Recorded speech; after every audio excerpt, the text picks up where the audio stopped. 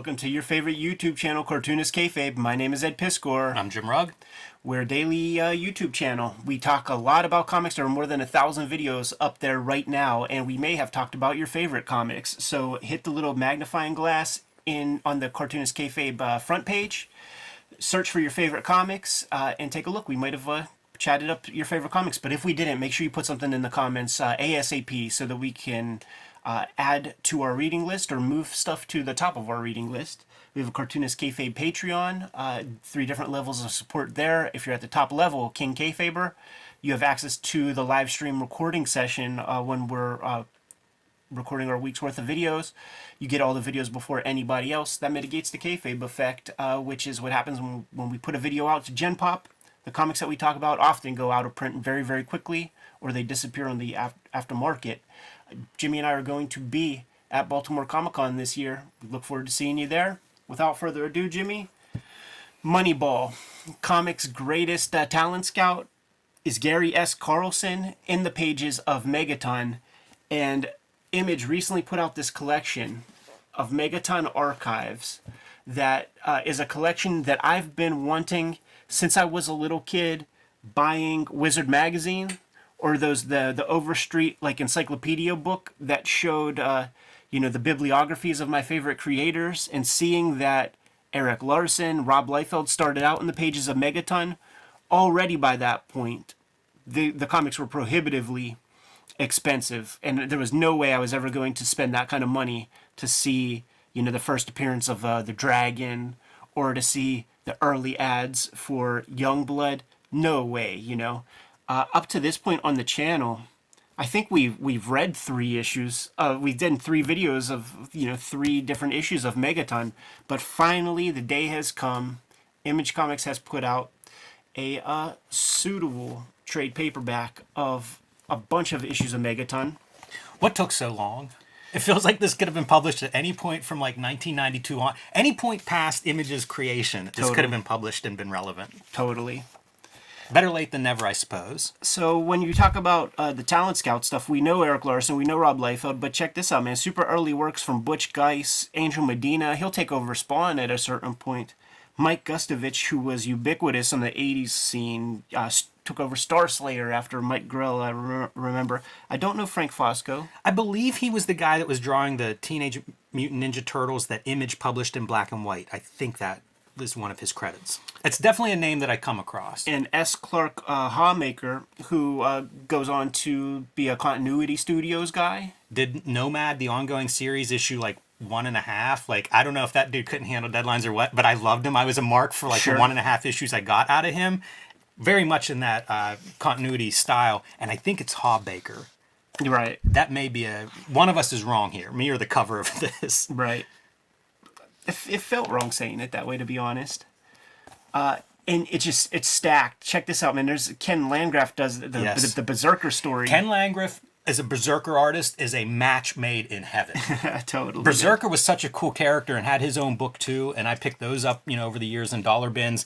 But man, Landgraf is the perfect artist for Berserker. I would get some of these. Like, I got this Megaton at a flea market, but getting these things just for these ads, like this would be the first appearance. We talked to Rob, and he actually got Todd Klein to do that logo for him in 1986. Yeah, amazing. This might have been one of the issues that we looked at also. Definitely. with the early Rob Liefeld. And what was cool was we interviewed Rob, and he mentioned that on Gary Carlson's site, like, he still had copies of this for cover price. We did the interview, and before we put the interview live, I ordered a couple copies. That's how I was able to get it, because these are comics that are ramped up in price on the aftermarket. But just like everybody, right? Like, we all have inventory of our own stuff. Gary Carlson has some inventory, a couple boxes of his stuff left.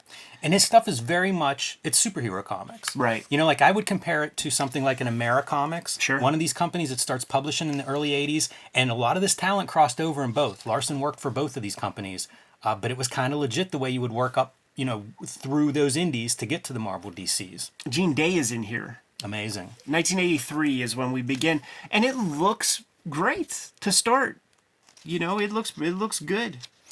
Yeah, a lot of these guys would go on to figure out where their styles fit into the house styles of Marvel and DC. So when you look at this stuff, the fundamentals are there. Here's your Jean Day pages and it just looks freaking exquisite. Unbelievable. Just absolutely unbelievable.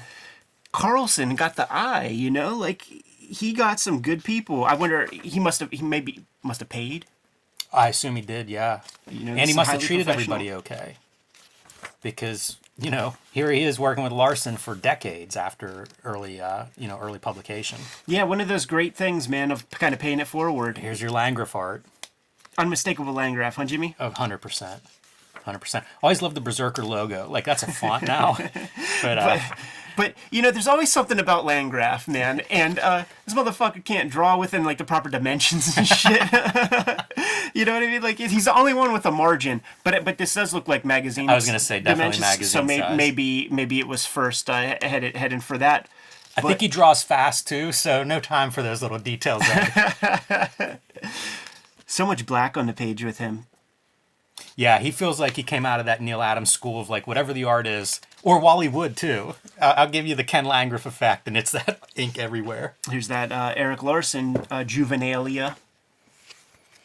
Yeah, and Larson does a fair amount of work. In every issue, pretty much. Here's your Frank Fosco. Looks like standard fanzine stuff. Definitely the lightest weight dude of them all. You see a transition, like when we start covering the Comics Journal in the 70s, the fanzines are sort of working their way out. Right. But it was a place where, like, that next tier of artists would come up, and then once the direct market shows up in the late 70s, early 80s, now you have the publishers that are able to do it, and they take over a lot of that fanzine heavy lifting, in terms of where these young artists might be published. Excellent back matter to kind of explain the genesis of these characters and stuff. This says story and art by Gary Carlson, so you're getting to see his hand there. Yeah. And it feels like that 80s self-published kind of style. Yeah, he could have... power comic. He could have gotten a lot of work with Chris Silver. But that's probably it, man. Probably a smart decision to kind of like lean on the writing. The graphics are pretty strong. Like when you see these covers, I think that's a striking cover. Yeah, like look at that, man. That looks complicated to reproduce. Yeah. Yeah, you wonder how that's even generated. Don Simpson, Dandy Don showing up in the pages. Dude, in one issue, Eric Larson got such a better hand at inking. Yeah, it does not take him long to start to see Eric Larsonisms show up in the work. Yeah, shit, right there. Those big hands, Kirby style. And is that Mighty Man making an appearance there? Looks like it, huh? Yep. Vanguard, you see a bunch of these characters. And of course, like come issue 3, there it is, dude. This video is brought to you by the Cartoonist Kayfabe Patreon. 3 different levels will give you access to our videos early, and at the King Kayfaber level, you'll get access to all of our videos first to offset the Kayfabe effect, and you sit in on the recording session, which really gives you a leg up. We are also working Cartoonist. The best way to support Cartoonist Kayfabe is to buy our comics, and coming out in time for Christmas, Hip Hop Family Tree from Ed Piskor.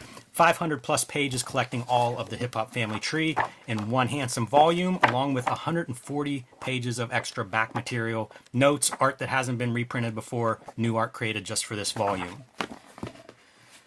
Red Room, Crypto Killers, is the latest series in the Red Room universe. There are 2 volumes in trade paperback, and this 3rd volume is being published right now. Issue 3, recently published, features Latchkey Kids, now known as Switchblade Shorties, which is Ed's ongoing daily comic strip. This is the first appearance, so you may want to add this one to your collection as a key back issue.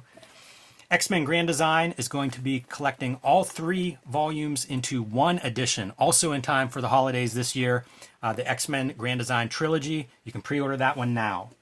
My latest comics, True Crime Funnies, self-published, featuring 3 nonfiction stories, including 2 wrestling stories, available on my website or my Patreon. Young adult graphic novel, The Plain Janes. Street Angel, Deadliest Girl Alive, featuring the homeless ninja on a skateboard, collecting 8 complete stories. This is my action superhero series, and a new volume of Street Angel will be due out later this year in November, also from Image Comics. Get Princess of Poverty and Deadliest Girl Alive to have all of the Street Angel comics, and Hulk Grand Design, my contribution to the Grand Design mythos, celebrating 60 years of the Incredible Hulk. And now back to the video. Huge. First appearance. Massive. And this is your S. Clark Hawbaker. And it was a B in the credits on this issue. Yeah. And you can see it's a heavily photo reference style, which spoke to me in about, I don't know, 13, 14, however old I was when Nomad's coming out. Sure. I think we got our cover image. I know, it's just a version. Yeah, it must be him on the cover, though. Yeah, there's the S. Big old S. Yeah, that's strong stuff. Like, I still look at this and enjoy it. For Absolutely. superhero imagery, really great use of the black and whites, too. We looked at early Mike Deodato Jr., and he had some of that quality of just a good grasp of how to do black and white art. Totally, man. And I mean, this is a high contrast photo. But then he's doing that stuff that Neil Adams did with Mike Hinge in the pages of Heavy Metal, like this kind of style, this psychedelia. Mm-hmm. Strong stuff, again, for an 80s black and white comic. Very possible that this could have been portfolio pieces that he showed Neil Adams. Look at that, dude. That's a striking piece of graphic design. Almost manga-esque in the reference to that gun. It does look like he gets away from him a little bit there. There's something happening there that I just don't know. A little unreadable. I'm a Mark II for having mechanical lettering put in. Yeah, especially at that time when that's probably like Letraset rub-on letters. Oh yeah. Yeah, he's playing with some materials. And with page layout. This is still coming out of that time period whenever the grid was the enemy. Totally, and it gets away from this dude a lot in terms of the storytelling. You know, like he needs a Neil Adams to kind of set him down and be like, listen, kid, you know, I could do that stuff with the panels, and even Neil Adams can't if you look at some of those X-Men pages. But a lot of floating heads, very designy. He guy's fucking around, you know. He's adventurous as a creator. Who do we have here? Story and art. Ken Meyer Jr. I feel like he made a pass through the Marvel DC, like maybe a Marvel fanfare. Doesn't quite ring a bell. Maybe a Marvel Comics Presents. Sure. I love that they include stuff like the letters columns and things too. That's always a nice thing. And you know, people that are packaging this stuff take note. Like all that ephemera has value. Absolutely. I still want a collection of the Teenage Mutant Ninja Turtles editorials. Oh my. That's a classic one. This thing gets reprinted so much. I think there was a Berserker comic collection, like a collection, but it was just like an issue length in like the 90s that has this, has some of the Rob drawings and stuff. Did I say Angel Medina, I think, also did a little bit of the Berserker art? Right. It's like a 6-issue series, and it's hard to pass it up for $1 when you see it and it looks like this. It's just so... It seems like it should be the perfect over-the-top 80s kind of thing.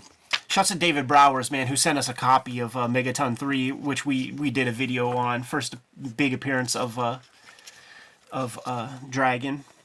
Oh, that's neat. They have a color insert. Maybe it's the back cover.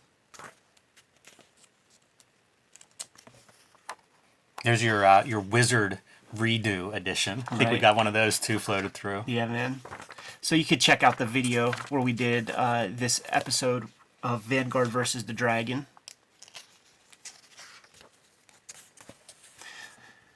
These kind of portfolios were such a big thing in the early 80s, early direct market. Totally. And I look at most of them now, and it's just, I think, like, who's buying that? Yeah. And it might be just because product has so filled the shelves at this point that there's no room for this. But maybe back then there was very little coming out, and somebody was scooping it up, or else they wouldn't have kept doing it. Totally. And I think it was just a great moneymaker for the cartoonist, you know, to have like a $10 thing that's like 5 drawings rather than a page of comics. Yeah, or a good moneymaker for the publisher. I feel like Tim Vigil told us stories about Chris Silver's portfolio sales. Yeah. Yeah, I like the color inserts are a nice choice. Surprised they could do that and keep the prices where it is. Like I said, I think these are just the back covers of those issues. But it's nice they reprint them in color. Oh yeah, yeah, of course. Yeah, you know how it goes these days. Here's your distributors at the time. Heroes World. You'll see names you recognize. Bud Plant, Capital City, Diamond. Man, I want interviews like of everybody. Like tell us how this business went.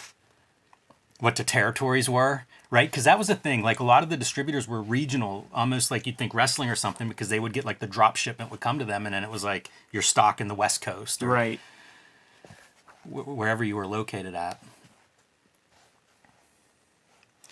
I don't think I realized how much Dragon was in this. Yeah, once he's introduced, he's in there, man. And Duo Shade, it looks like on Dragon. For sure, dude. Do you think that this is like when Turtles comes out? This is, I mean, there are panels like that in Savage Dragon 1. Unmistakable.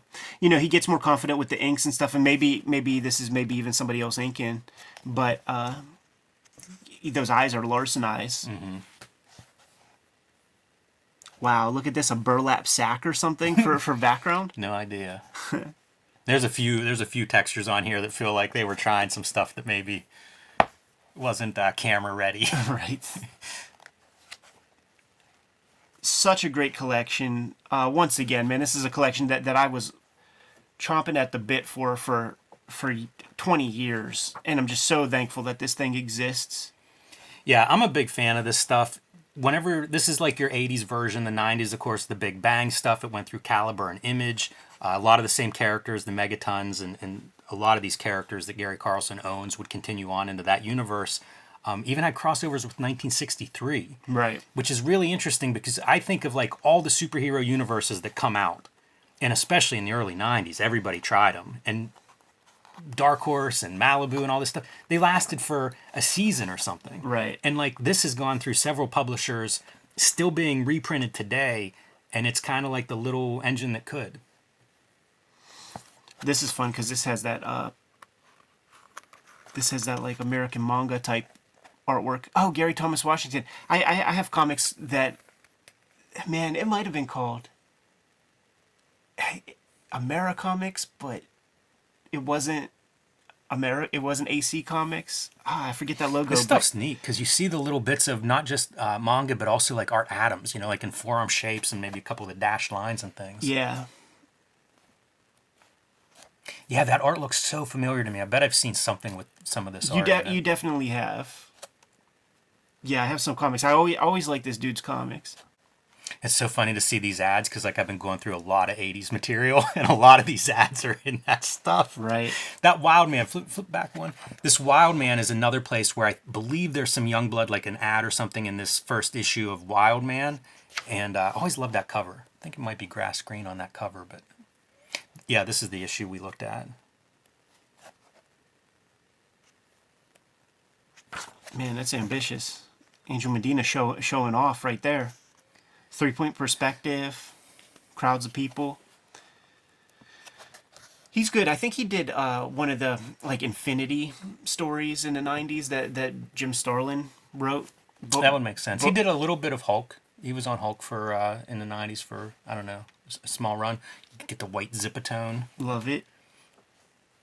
It is fun too seeing like what people do to get the most out of black and white. For sure.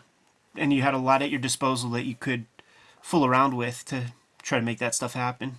So much of that skill is not one that is seen much now. There you go. How about that? Yeah, dude. Can you name some names, Jimmy? Are we naming characters? Sentinel, right? Sci-Fire? Photon. Riptide? Yes, sir. B. Brahma? Yes, sir. Cougar? Sci-Fire? Sure. We'll keep trying this. I do not remember her. Well, she becomes part of the MLF in Marvel, and she's called Tempo. Interesting. In like the new Mutants comics, cover. So it's inked by Ordway. That's interesting too, because like, how old is Ordway? I always think of him as this older dude, but if they're coming up together, he's probably within 5 years of Liefeld's age, I'd imagine. Right. And this is the Rob Liefeld section, man, lettered by Grass Green, who is ubiquitous on the black and white ground level comics scene. Like I say, I think he might have drawn that cover of Wild Man. Yeah, that might even be just his character.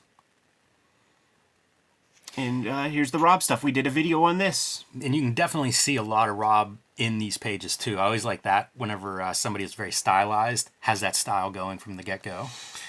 When you see pages like this, printed like this, like you realize the importance of spotting blacks and how necessary that was, because this is kind of just so gray. It is. It also makes me think of the computer color that Image kind of pioneers. You can see how this art would benefit from that. Rorschach would not like this panel right there. Mm-hmm. That would set him off. Man, and this is kind of nice. I like that extra material. Really good back matter to describe where everybody comes from. We're getting deep. Wow. That's awesome. I actually have this issue. Yeah. Super early Dan Reed. character designs, great package, fantastic comic. And if you are of the Wizard generation and you lusted after all those very expensive Megaton comics that you could never get your hands on, well, you could get them all now in this Megaton Archives Volume 1 collection. I wonder what the heck will be in Volume 2. Got to get into the Big Bang stuff, I would guess, because I think this collects all the Megaton issues. Right. So that would be, I think, the next evolution of what Carlson's doing. Like Night Watchmen, like some of those characters would spin off and stuff, and really feel like they grow out of the 1963 Image idea, because there's a lot of Silver Age reference in those comics. So interesting guy in terms of like doing fan superheroes. Right. At a time whenever almost nobody did superheroes and for longer than a year or two, it seemed like was about as long as you could string out a superhero publisher. Right. And Gary Carlson figures out how to do it over decades. Great book, highly recommended. You saw it for yourself, man. So scoop it up if you're interested. Kayfabers, like, follow, subscribe to the YouTube channel, hit the bell so that we can notify you when new videos are available. We are a daily YouTube channel, so give the front page a search and see if we talked about your favorite comics. We've got more than 1,000 videos live as we speak, and we might have talked about your favorites. If not, put something in the comments. The Patreon is there for the King Kayfabers to mitigate that kayfabe effect. So if you support the channel at that level, you'll be able to get all the videos before anybody else. You'll have access to the live stream recording session where we're putting all these videos together. Ultimately, the videos are brought to you by the books that we make. So, Jimmy, can you let the people know what you got? My next release will be out in November. It's Street Angel Princess of Poverty from Image Comics.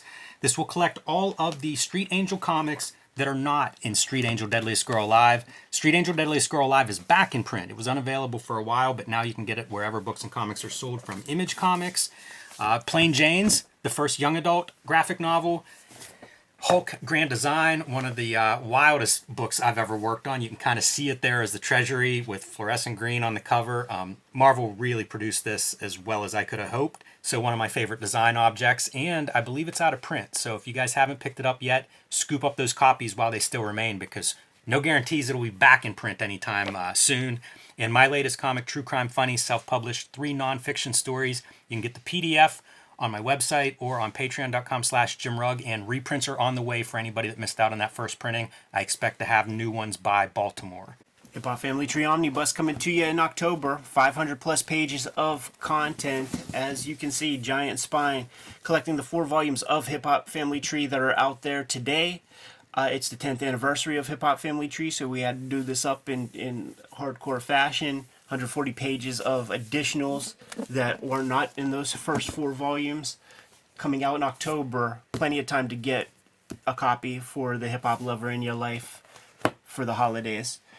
Another holiday selection that will be coming out in November is the X-Men Grand Design trade paperback, collecting all 3 volumes of my X-Men Grand Design comics inside of one handy-dandy trade paperback edition. Get that for Christmas for the X-Men lover in your life. And Red Room is my latest comics projects. There are 2 trade paperbacks of Red Room out there today, but we're serializing the 3rd round of Red Room comics. It's called Crypto Killers. And in this 3rd issue, if you go to the handy-dandy centerfold, you'll see the strip called Latchkey Kids, which is a proto version of the daily strip that I'm working on called Switchblade Shorties that I'm serializing exclusively on my Patreon right now, but I'm going to put that out to the wider world probably starting January 1st of 2024. Jimmy, let the people know a couple other ways they can support the Cartoonist Kayfabe channel. They can subscribe to the Cartoonist Kayfabe e-newsletter at the links below this video. You can also buy Cartoonist Kayfabe t-shirts, merchandise, mugs, hats, fanny packs, stickers, and lots more at our spread shop. That link is also under this video. All great ways to support the channel, given those marching orders, and we'll be on our way. Read more comics.